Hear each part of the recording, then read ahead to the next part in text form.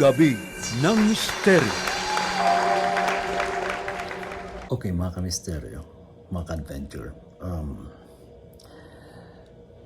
bigla akong kinontak ng isang being from Agartha. Ayaw ko paniwalaan. But let's, alam niyo naman, kailangan skeptic tayo, di ba? Pero of course, we can always give our trust on what they are saying. So this time, there is a being from Agartha na kumontak sa atin. Because this couple of days, actually last week pa, nagparamdam na sa akin na I think I have to discuss the existence of Agartha during our program sa Gabi ng Misteryo. So nabanggit doon about Agartha. So parang may pumasok sa isip ko na this should be discussed in my program, Gabi ng Misteryo. So now, there is a being na kumontak sa atin. His name is Maharshi. When I look up sa Google what's the meaning of Maharshi, it means it is spiritual teacher, a mystical guru. So, kinonfirm na din ang name niya. His name is Maharshi. Okay, now,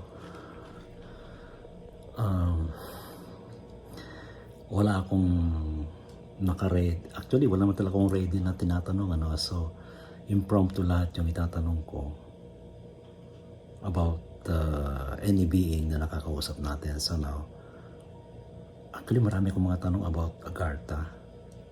So, I'll try to ask questions sa kanya. Alright. So, as usual, ibababa ko itong cellphone ko. Ano bang time ngayon? Time now is ayan, wala. Time now is mag-alas 3 na. Ano ba? Magpakita yun. Ito. Ayan na. 2:58. Alright. So mag-alas 3 na. Nung madaling araw. Alright. So itataas ko lang ito sa wall. Yan, sa ceiling. Actually, he's somewhere here. I don't know. Although nakifeel ko dito siya. I don't know kung nakasakay siya somewhere else sa isang ship. Let's try.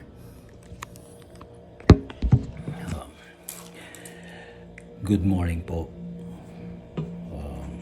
May I call you Teacher Maharshi? Yes, Ray, you can call me Teacher. How are you?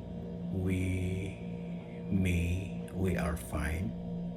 I have with me some fellows from Agartha, and we are here in our ship just above your building, and we are here hovering.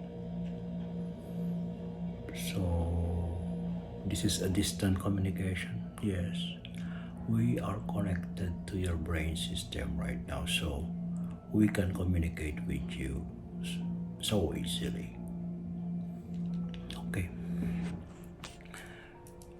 Agartha is a very, for me, it's a very mystical place, a very mysterious place, and nobody is allowed to enter Agartha unless permitted. Yes, that's why we don't want anyone allowed to enter Agartha. We have to decide first if they are allowed to enter. Is that physical or astral? Both physical and astral. But you are also welcome to enter Agartha if you want, but also we will try to pick you up if you want to go to Agartha. Okay. Recently, Ma'am Elizabeth Oropesa went to your place in Astral. So she saw many things maybe inside Agartha. Yes, we allowed her to enter Agartha so that she can tell everyone what's going on inside Agartha. And we shared to her some wisdom so that every human being will be inspired about our existence. So, what's really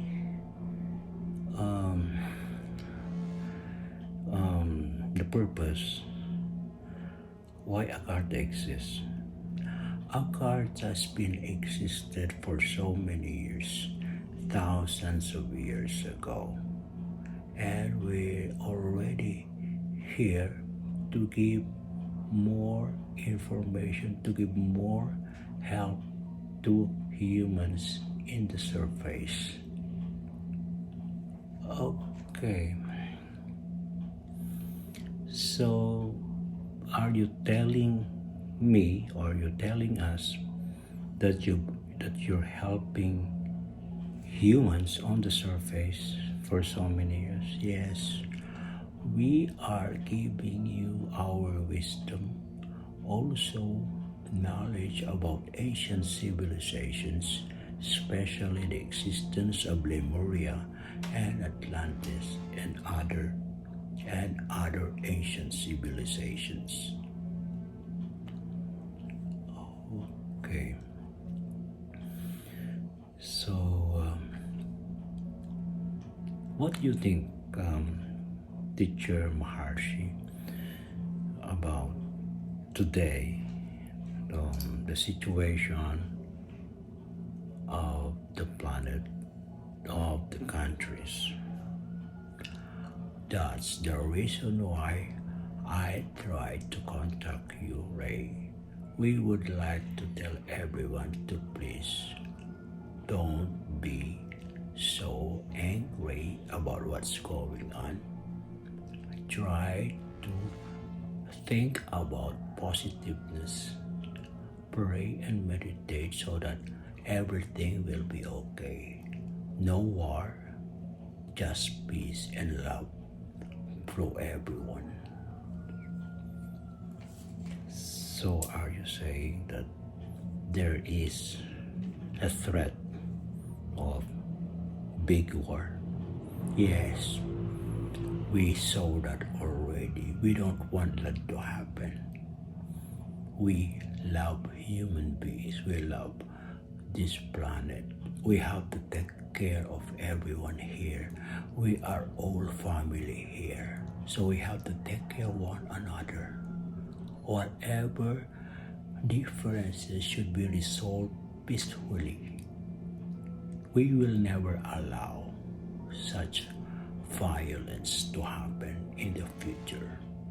But if human beings really want that to happen, we cannot stop it. So we would like also to ask you all to please be mindful of what you are doing, of what you are speaking, of what you are thinking, so that everything will be okay. No violence, no war. Okay. Siguro hanggang doon na lang muna po. Teacher Maharshi, medyo hindi ko kaya yung energy. Yes, we understand. Next time, we will talk to you again. And thank you so much for this opportunity. Oh, I am very thankful to you because I've talked to you, Teacher Maharshi. It is my great privilege. It is an honor po. Salamat po. Walang anuman, Ray. We can also speak in many languages. So we can also speak in Tagalog. Thank you so much. We will always be monitoring you, we will always be seeing you, and we will always be talking to you. And I know you will be in Agartha soon. Thank you so much. Okay. Ako nang bumigay. Hindi ko kaya yung energy masyadong. Actually, nangangawit na rin ako. Ayun lang, eksakto mga 10 minutes ng communication. So yun, narinig ko ninyo yung communication natin with Teacher Maharshi. Salamat naman, napagbigyan tayo. And excited din ako na makarating na Agartha. Astrally. May mga kilala na rin ako nakarating doon. Pero in dreams, maybe in astral, maganda rin lugar. Ako, I wish makapunta in physical form. But maybe the best for now is astral. Alright? So, tutukan nyo yan. This coming Saturday, we'll be discussing about Agartha.